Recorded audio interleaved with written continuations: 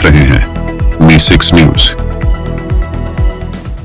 చారిత్రకంగా భౌగోళికంగా అన్ని అర్హతలు ఉన్న చేర్యాల ప్రాంతాన్ని రెవెన్యూ డివిజన్ గా ఏర్పాటు చేయాలని ఉపాధ్యాయ ఎమ్మెల్సీ అలుగుబెల్లి నర్సిరెడ్డి ప్రభుత్వాన్ని డిమాండ్ చేశారు.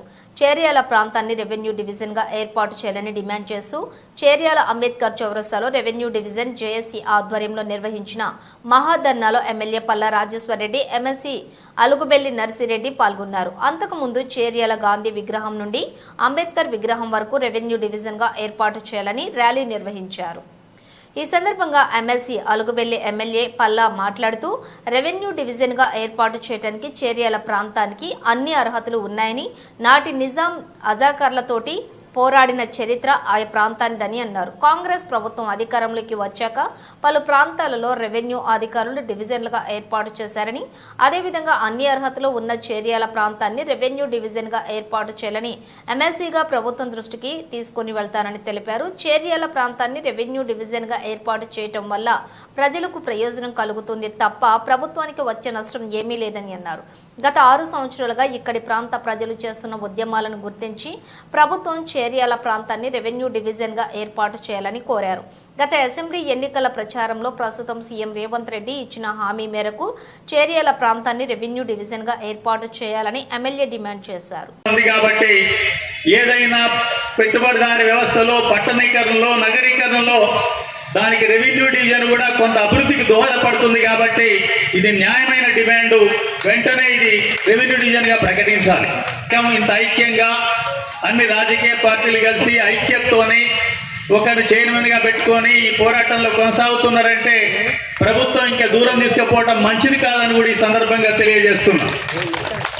రెవెన్యూ డివిజన్ చేస్తే అదనంగా అయ్యే ఖర్చు ఎంత అంటే ఛాయ్ చేసుకునేటప్పుడు అల్లేసే షుగర్ ఖర్చు మందం కూడా కాదు. రాష్ట్ర ప్రభుత్వం పెట్టే ఖర్చులో ఏం రావాలి?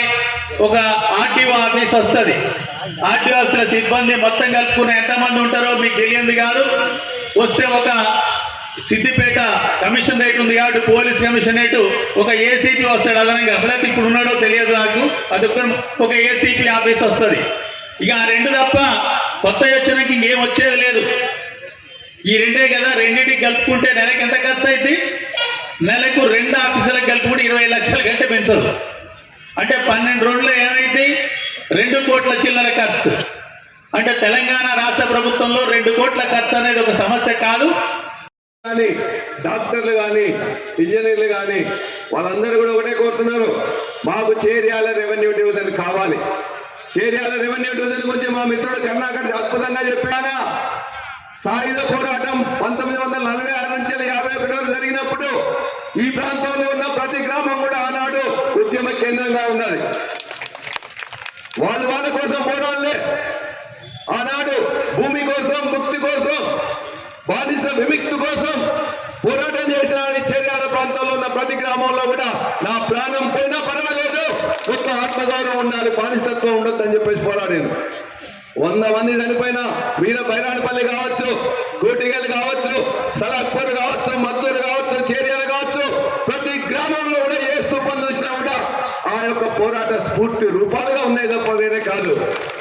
సమక్షంలోనే మా చేర్యాల ప్రజల ముఖ్యమైన కోరిక ఇదే అని చెప్పాను. ఇలా కళలకు కారాచిగా ఉన్నది, ఆధ్యాత్మిక కేంద్రంగా ఉన్నది, త్యాగాలకు నిలయంగా ఉన్నది, ప్రజలకు అవసరంగా ఉన్నది.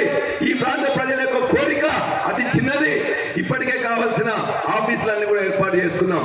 ఇంటిగ్రేటెడ్ ఆఫీస్ కాంప్లెక్స్ కూడా ఇక్కడ ఏర్పాటు చేసుకున్నాం. దీనికి కావాల్సిన కోర్టు కూడా వచ్చింది. అన్నీ వచ్చినాయి. కొద్దిమంది సిబ్బంది వస్తే చాలు, ఒక్క జీవో ఇస్తే చాలు, ఇవాళ రెవెన్యూ డివిజన్ వస్తుంది. దానికోసం నిఖరంగా మీ అందరితో కలిసి ఒకటి బయట కానీ లోపల అసెంబ్లీ వేదిక కూడా పోరాడతా ఖచ్చితంగా రెవెన్యూ డివిజన్ సాధించే వరకు కూడా పోరాడతానని చెప్పి అందరికీ తెలియజేస్తున్నా.